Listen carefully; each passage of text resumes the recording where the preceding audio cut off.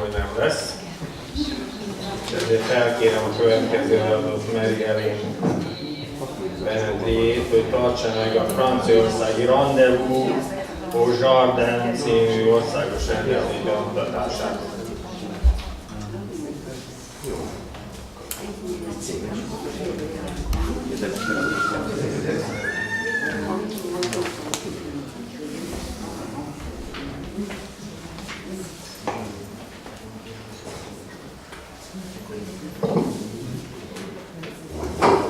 Comme je vous l'ai déjà un peu évoqué ce matin, on va revenir plus précisément sur la manifestation du ministère de la Culture, Rendez-vous au Jardin, qui existe depuis 2003 et qui a lieu chaque année, le premier week-end du mois de juin, partout en France. Alors, environ 2000 parcs ou jardins participent à cette manifestation. Certains ouvrent de façon exceptionnelle parce qu'ils ne sont pas ouverts le reste de l'année. Et certains sont ouverts tout le temps et aussi au rendez-vous au jardin. En 2017, l'année dernière, donc, il y a eu 3500 événements particuliers, spéciaux, à l'occasion de ces rendez-vous au jardin, dans plus de 2000 jardins, puisqu'il y avait 2300 inscrits. Alors, comme l'objectif des rendez-vous au jardin est de faire découvrir au grand public, adultes et scolaires, ce qu'est un jardin. Très simplement. Alors, ça concerne tous les jardins, pas seulement les jardins historiques, mais aussi les jardins botaniques, des parcs paysagers, des jardins contemporains, tous les types de jardins. Il ne faut pas spécialement avoir un jardin extraordinaire pour participer à Rendez-vous au jardin. Il faut simplement s'inscrire sur un site dédié, c'est ce que je vais vous expliquer. Une journée spécifique pour le public scolaire, pour les enfants, c'est le vendredi. Les enfants sont spécialement accueillis dans les jardins. Alors on leur propose des ateliers, des animations autour de la biodiversité, autour du développement durable, autour des sciences naturelles, puisque le jardin se prête vraiment très très bien à ce genre de découverte. Les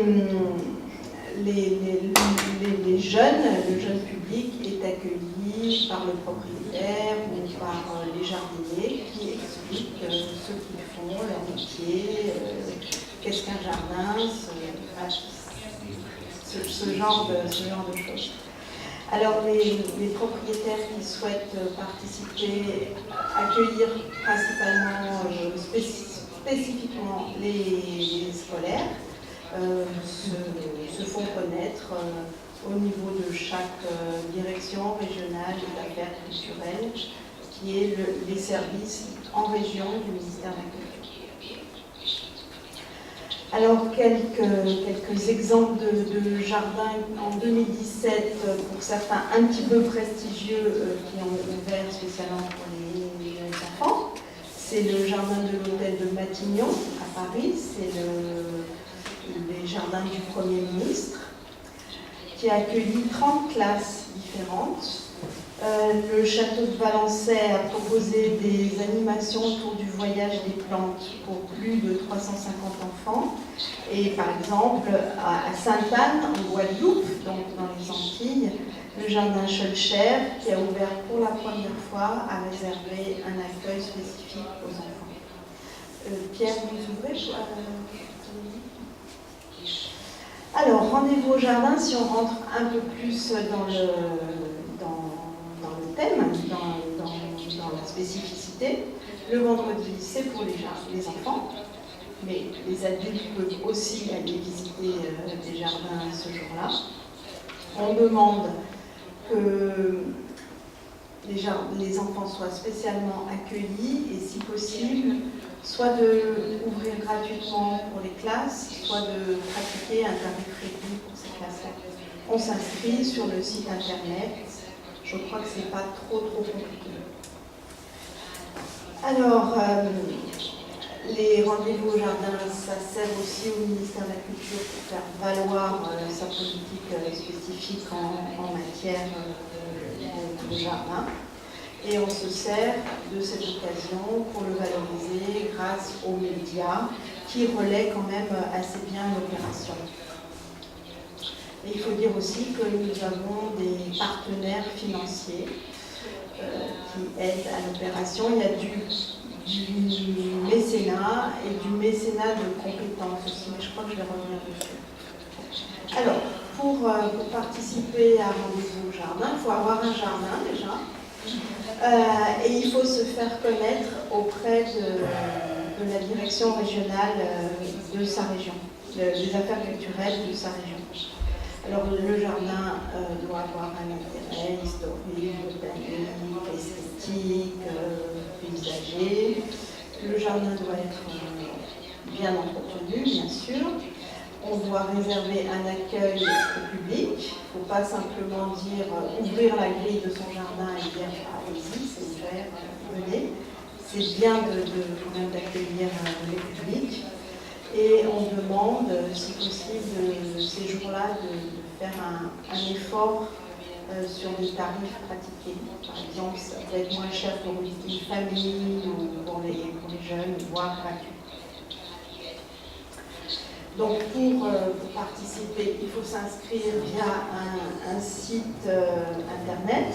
C'est une page, la page de l'inscription. Il faut remplir un formulaire en ligne, qui je crois est relativement simple à compléter. Le formulaire est en français évidemment et maintenant en anglais. Ça s'appelle Open Agenda. On dit qu'on ouvre, on dit dans quelles conditions on ouvre, si c'est gratuit, si c'est payant, à quelles heures, et si on organise des manifestations spécifiques du type un concert, une pièce de théâtre, un atelier pour les enfants, un atelier de peinture, enfin une manifestation spéciale. Voici un modèle de formulaire de participation. Ça peut paraître un peu formel, mais il faut vraiment passer par là pour pouvoir être bien identifié et pour pouvoir être présent sur le site internet national et dans chaque région. Et vous pouvez télécharger sur le site dédié au Rendez-vous au jardin, il y a un site internet dédié, le guide pratique qui vous donne des idées d'animation, qui vous explique comment accueillir le public. C'est un document très facile à comprendre et à télécharger. Alors, en échange, le ministère de la Culture offre du matériel de communication, par exemple des affiches de différents formats, et puis que les affiches sont éditées par le ministère de la Culture, mais sont relayées dans chaque région et acheminées vers chaque jardin ou déposées dans un point où les propriétaires ou les gestionnaires des jardins peuvent venir les chercher. Et la manifestation est aussi relayée par des collectivités territoriales et par certaines villes qui proposent un affichage gratuit dans les panneaux de ville ou dans les arrêts de bus ou dans les arrêts de bus, principalement. Alors des affiches, 1000 affiches de grand format et puis 4500 affiches de plus petit format sont offertes aux municipalités qui le demandent. Et ce que vous voyez toujours sur la droite de l'image, ce sont des affiches des manifestations passées. Nous proposons aussi des dépliants. Alors, les dépliants sont fabriqués dans chaque région, avec les animations qui sont proposées dans chaque région. Vous avez donc la liste des jardins qui sont ouverts et les conditions d'ouverture, les horaires, le tarif et les animations proposées. Et sont mis en avant soit les ouvertures exceptionnelles, soit les manifestations un peu particulières. Le ministère de la Culture réserve un petit peu d'argent, de moins en moins hélas, pour la fabrication de ces dépliants.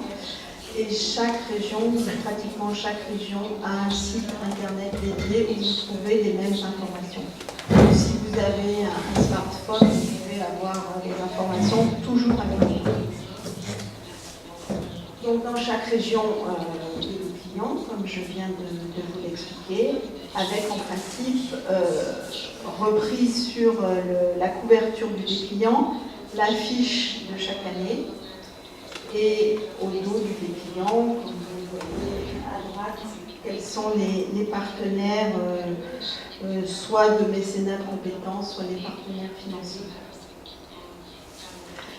Un site internet national, évidemment, avec toutes les informations, les 2000 ou 2300 jardins ouverts, mais aussi avec des focus dans des focus sur certains jardins pour les mettre en avant, pour expliquer que soit c'est leur première ouverture, soit c'est une ouverture exceptionnelle, soit ils sont vraiment complètement dans la thématique annuelle.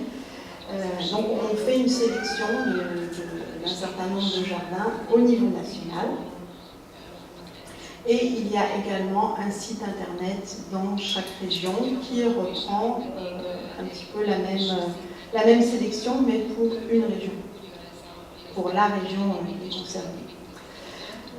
Quant au site internet, il est actif à partir de maintenant, il est déjà en place, jusqu'à la fin de la manifestation, c'est-à-dire jusqu'après le mois de juin, jusqu'au mois de juin. Mais il reste toute l'année en place. On peut aller toute l'année voir ce qui se passe sur ce site internet. Il y a des photos, il y a des petits films, il y a des informations. Alors, certains sites gouvernementaux ou de départements ou de communes affichent aussi les rendez-vous au jardin, sont aussi des partenaires, comme vous pouvez le voir là, la région Occitanie qui le met en avant, mais aussi le ministère de l'Éducation nationale qui dit que le vendredi c'est pour les enfants, donc allez-y. Le développement durable ou l'écologie qui disent oui, les jardins c'est très très intéressant, allez-y ce jour-là, vous verrez des choses. Ou aussi un partenariat avec l'Europe ou avec le ministère de l'Agriculture. Nous avons une carte interactive sur le site dédié, c'est-à-dire que vous pouvez aller cliquer ici, par exemple, c'est dans cette région-là, on sait que 117 jardins sont ouverts au public. Par exemple, dans la région Rhône-Alpes, il y a 203 ouverts au public.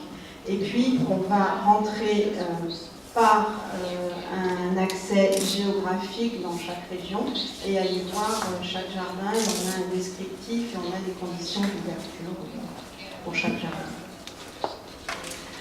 C'est aussi, Rendez-vous Jardin est aussi relayé par les réseaux sociaux, Facebook, Twitter et Instagram, qui, au moment de la manifestation, organise des jeux concours où on peut gagner quelques petites choses, concours photo, il y a un quiz aussi, on doit répondre à certaines questions pour gagner. L'an dernier, il y a eu 10 500 participants à ce jeu concours et on pouvait gagner des abonnements à la revue Rustica, on pouvait gagner des barbecues offerts par Camping Gaz, Vous pouvez gagner des graines ou des plantes.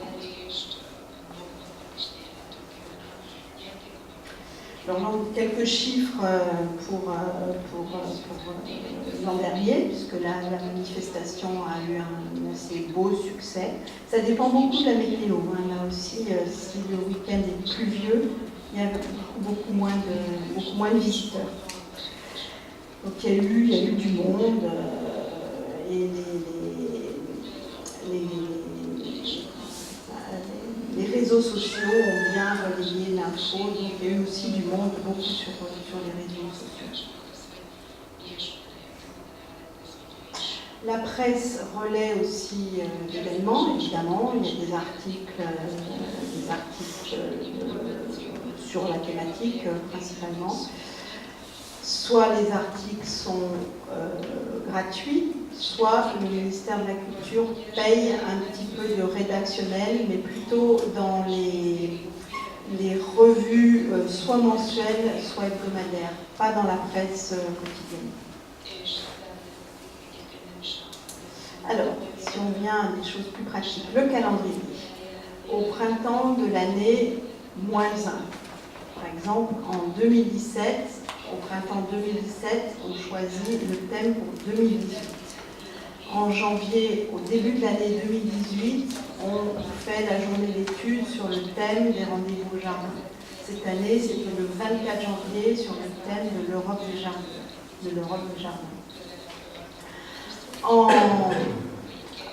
En mars, mi-mars à peu près, les actes de la journée d'études sont mis en ligne sur le site internet. Donc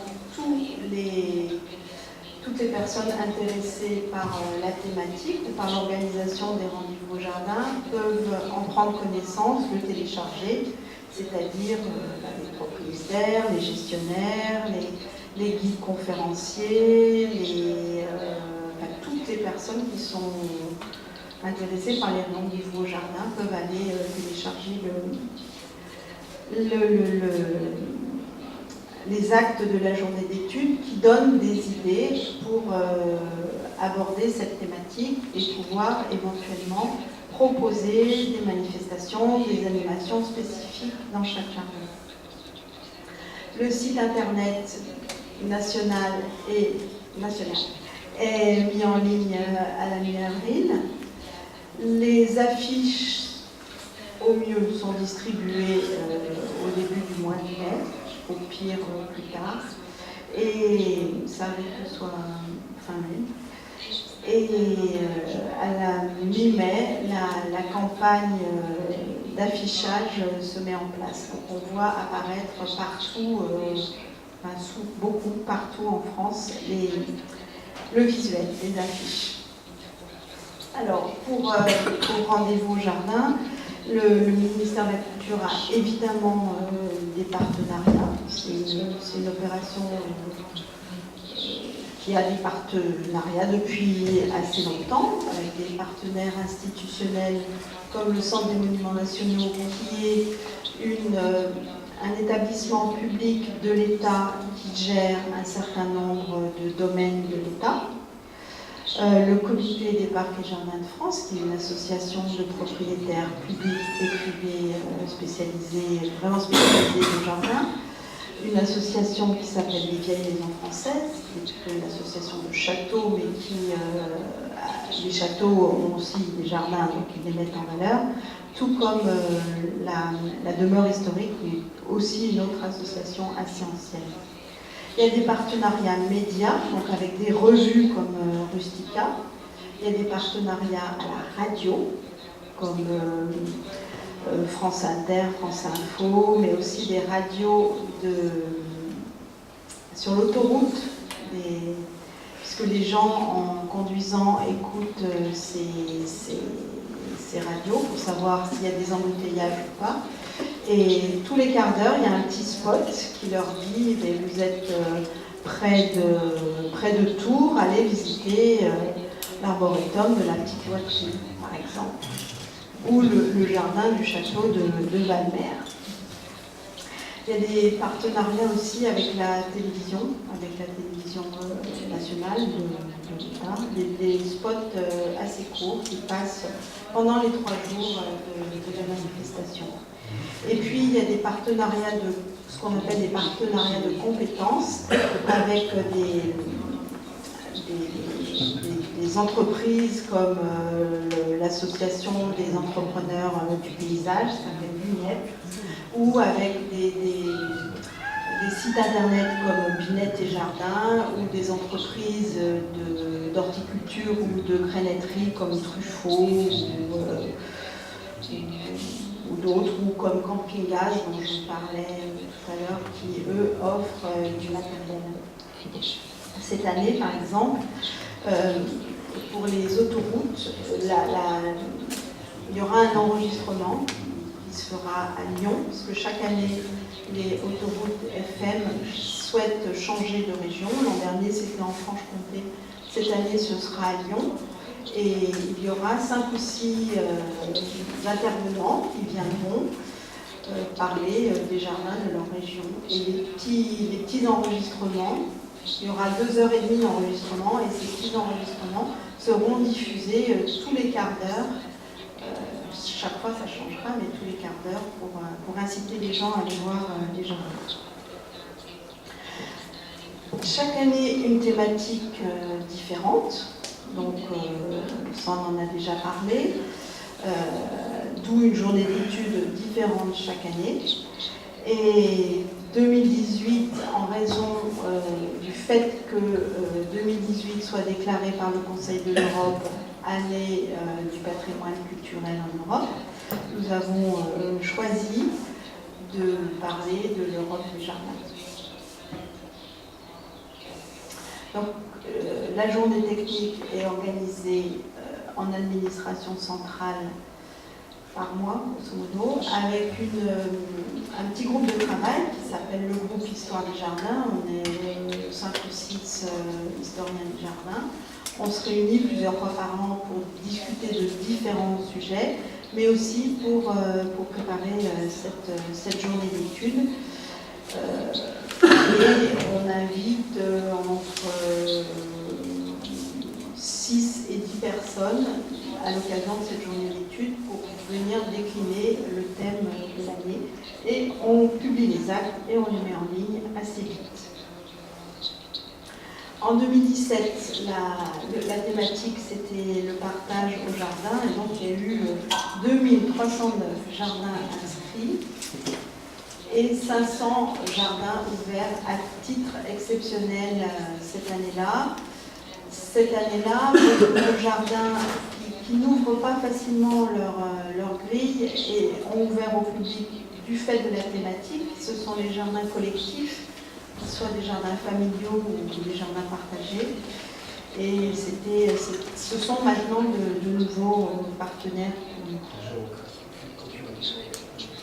Donc la prochaine édition des rendez-vous au jardin aura lieu le 1er juin, le 1, le 2 et le 3 juin, partout en France. Et cette année, nous ouvrons la manifestation à l'Europe. Nous avons de nouveaux partenaires européens, puisque à l'initiative de la France en 2015, un réseau a été créé qui s'appelle IRIN au jardin. IRIN, c'est l'acronyme anglais pour le réseau du patrimoine en Europe. Et nous avons créé avec une petite dizaine de partenaires européens un sous-réseau qui est vraiment dédié au jardin. Et dans la proposition de ce réseau IRIN au jardin, il y avait la création d'un thésaurus multilingue, et il y avait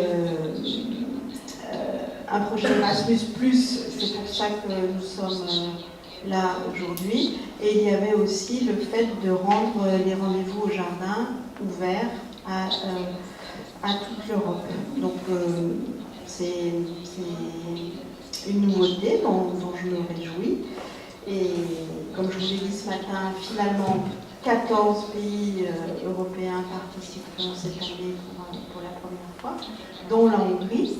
Je crois qu'il y a seulement 2 jardins qui ouvriront en Hongrie, mais c'est bien. Peut-être que l'année prochaine, on aura 20 ou 50, ou je ne sais pas, mais l'intérêt, c'est déjà de participer, le nombre viendra après.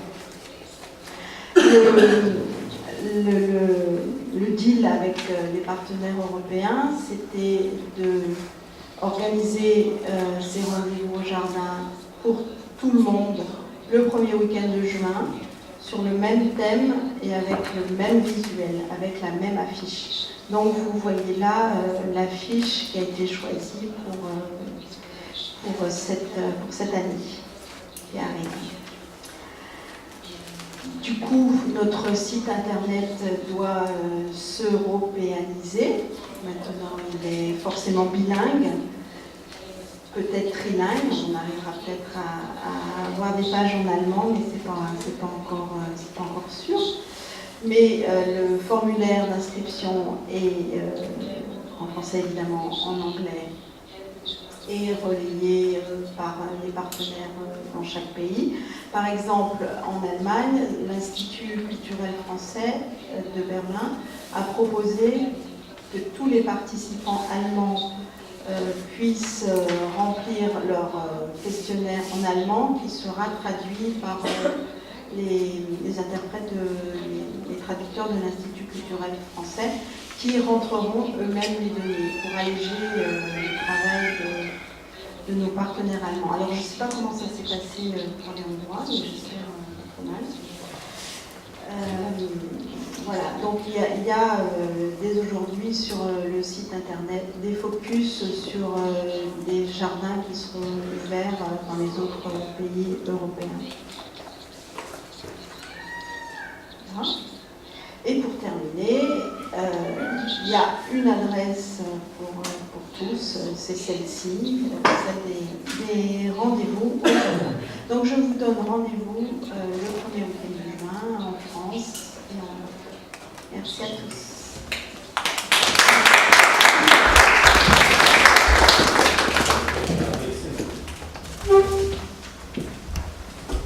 Most mindjárt kávészünet lesz, de természetesen most is szeretnénk itt az elnök úrral közösen megadni a lehetőséget, hogy kérdések, illetve hozzászólások elhangozzanak. Úgyhogy többen is jelentkeznek, úgyhogy ez van. Jó napot kívánok! Szabadhegyi Judit vagyok, és a miniszterelnökségen dolgozom, világörökségi osztályon belül. Az én főnököm Vágási Kovács Anna, a főkoordinátora, tisztelmen talán ismeri is a kulturális örökség európai évének a főrendezője, vagy koordinátora Magyarországon. És ugye ez a nyitott kertek rendezvény, ez ugye először Magyarországon most lett meghirdetve. Csak egy kérdés merült fel bennem, hogy azt mondta, hogy márciusban jelenítik meg a tematikát, az arra az évre vonatkozó bemutatásra vonatkozó tematikát, hogy ez nem késő-e, hogy ez nem volt a visszajelzés a kerttulajdonosok részéről, vagy a vagyonkezelők részéről, hogy ez nem késő-e számukra ahhoz, hogy felkészüljenek a bemutatásra. Köszönöm. La thématique est annoncée un an à l'avance. Par exemple, pour les rendez-vous au jardin 2018, la thématique Europe des jardins a été annoncée en 2017, en juin 2017, un an avant. C'est un an. En mars, c'est les actes de la journée d'études qui sont mis à disposition de tout le monde. Pas la thématique, elle est bien antérieure.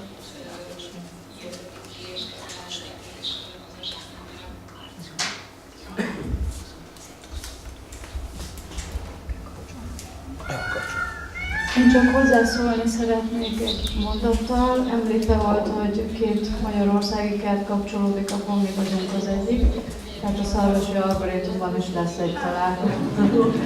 Igaz, hogy csak egy napon elsőjén, de úgy gondolom, hogy kezdeményezésnek ez is jó. Mi a nagy mamutfenyőnk alatt fogunk találkozni majd, és Sipos András professzor úr, aki igazgató volt nálunk, neki fogunk egy emléktáblát avatni. Úgyhogy ez lesz az első ilyen kapcsolódási pont. Köszönöm. Halló, halló. Mind ismeri Fehérvárcsúnyóról. Mi vagyunk a másik kert, illetve akkor mondhatnám, hogy harmadik, mert én megnéztem a honlapot, és azon még csak Fehérvárcsúr volt, és Gödöllőt láttam fönn. Hét van összesen. Már 7, és szerepelnek is, mert tegnap még csak ez a 2 volt fönn. Igen, és ez kérdésként is felül fel, hogy mi a határidő, mert az állatkert április vége. Tehát, hogy még lehet csatlakozni, és én buzdítok is minden kertvezető kollégát, hogy fontolja meg, de kommunikációs és marketing szempontból mindenképp ez egy szerencsés dolog, hogy nemzetközi hírnevet kap az adott rendezvény, illetve így módon a kert. És egyben kérdésként tenném fel, hogy milyen egyéb szempontokat tudna még mondani, hogy miért érdemes például egy magyarországi kertnek csatlakozni ehhez a rendezvényhez.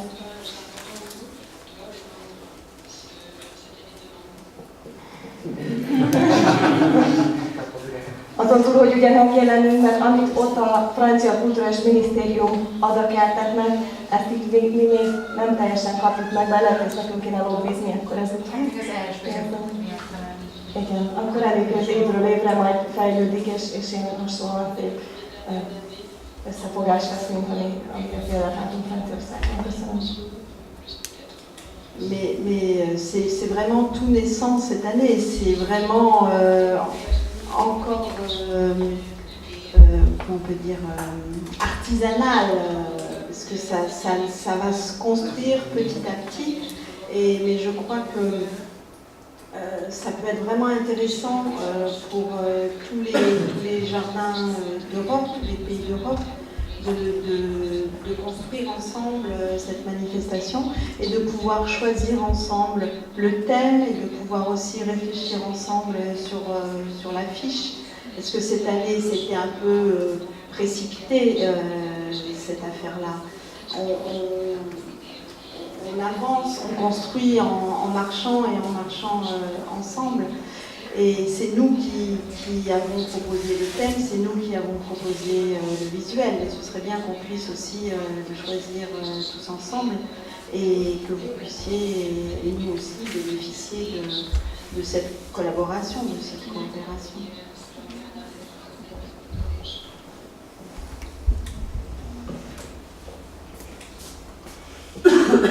J'ai juste une petite question pour Marie-Hélène. Je suis à l'heure actuelle sur le site internet des Rendez-vous au Jardin français et je ne pense pas qu'il n'y a aucun lien vers un quelconque site, s'il existe, européen, ou en tout cas un lien vers les sites des pays partenaires. Et est-ce que par exemple en Hongrie, il y a un site internet où on trouve tous les jardins ouverts au public en Hongrie pour Rendez-vous au Jardin? Double question, on va dire. Alors moi j'ai vu le site avant de partir, donc je sais qu'il existe. Je vous en ai montré des images. Par contre, je ne sais pas comment c'est relayé dans les autres pays.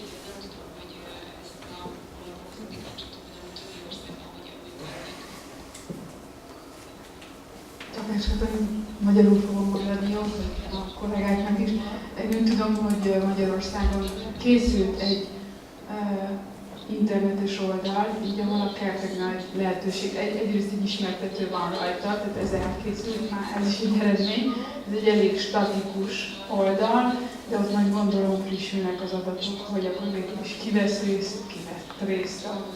És nekem lenne még egy olyan kérdésem már Élenhez, ami szerintem valószínűleg érdekli a magyar résztvevőket, hogyha arról tudna nekünk egy pár szót mondani, hogy körülbelül így a francia kulturális minisztériumon belül milyen büdzsét szán a minisztérium arra, hogy lebonyolítsa, vagy legalábbis segítse ezekkel a marketing eszközökkel a kerteket. Tehát mi az a összeg, amit ráfordít erre? Hát valahol egyszer majd reméljük, hogy a hazai hivatalos szerv is eljut erre a megoldásra. Alors malheureusement, je ne suis pas une femme d'argent, je ne peux pas du tout répondre à ta question, Cataline, mais je vais demander à mes collègues de la communication qui s'occupent de ça et je préfère que la réponse. Non, je ne sais pas. Très franchement, je ne sais pas. même en gros, même en très gros. Service de la communication. Oui, c'est le service de la communication qui s'occupe de tout cet aspect-là. Nous, on s'occupe, enfin moi principalement, je m'occupe que de la thématique et de la journée d'études. Après, c'est le relayé par les services de la communication.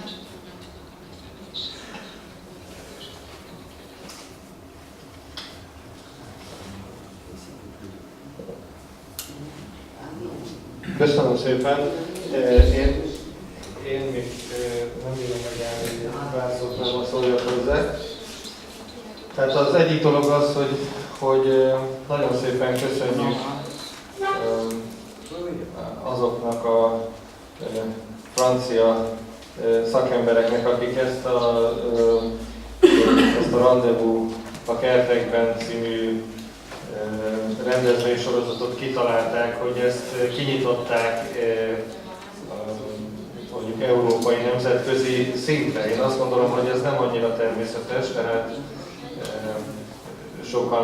sokan őrzik ezt a saját kezdeményezéseiket maguknak, ami egyébként nem biztos, hogy olyan nagyon nagy baj. De azt gondolom, hogy ez egy szintlépés, olyan értelemben is, hogy átadom a saját know-how-mat másoknak, illetve hát nyilvánvalóan ez mint feladattömeg is emiatt jelentősen emelkedik. Úgyhogy azt gondolom, hogy ez egy nagyon pozitív dolog, és a magunk részéről szerintem köszönjük szépen, hogy mi is ebben részt vehetünk. A másik dolog, amit mondani szeretnék ehhez, hogy a Botanikus Kerti Szövetség ugye a saját levelező listáján és a saját információs csatornáin keresztül igyekszik ezt a lehetőséget népszerűsíteni és buzdítani a kertvezetőket, hogy vegyenek ebben részt. Ez nem csak azon múlik, azért azt látni kell, hogy vajon tetszik ez a kertvezetőknek, vagy nem tetszik, hanem azért a hazai kertek nagy része meglehetősen limitált humán erőforrásokkal rendelkezik, tehát egyszerűen akkor tudnak egy ilyen eseményre kellően rákészülni, hogyha ezt kellő időben tudják és be tudják illeszteni a saját programot. Tudom, hogy ez viszonylag korán meg lett hirdetve, mármint legalábbis a francia fél részéről, de hát azért ez biztos, hogy 1-2-3 évben bele fog telni, amíg igazán be tud itthon is nálunk járakodni. Mondjuk ebben egyébként a Fehérvár csurgói kertművészeti napok, amik most már 15 vagy 16 éve, 14, mindegy, bocsánat, elmondottam, de lényeg, hogy másfél évtizedet körülbelül tartanak. Ez egy nagyon jó előkép itt Magyarországon a kertek számára. Tehát azt gondolom, hogy ez segíti a hazai bevezetését ennek a rendezvénynek. Ami szoktuk mondani a saját felsőbb döntéshozóink felé is, hogy nyilván ez egy szezonális sajátosság is, de a jellemző, hogy az április-május, június első fele meglehetősen tele van jeles zöld napokkal. Ugye ez a történeti kertek esetében kevés, tehát úgymond szigorúan véve, vagy nem csak történeti kertek esetében kevésbé mondjuk problémás kérdés, de egy botanikus kert az logikusan a földnapját, a madarak és fák napját, a biodiverzitás napját, és még sorolhatnám, tehát ezeket a jeles zöld napokat és fenntartható fejlődés szempontjából jelentő, víznapja, stb. Ezeket logikus módon megtartja, és ebből viszont az keletkezik, hogy ezekben a hónapokban szezonálisan meglehetősen sok ilyen jeles zöld rendezvényt tartak, és ez nem csak a leterheltség miatt lényeges, hanem a látogatók is egy kicsit már besokalnak, és már bezöldülnek, és már nehezebben mozdíthatók meg, tehát nekünk azt is meg kell találni, mondjuk botanikus kerti oldalról, hogy mi az a plusz, vagy mi az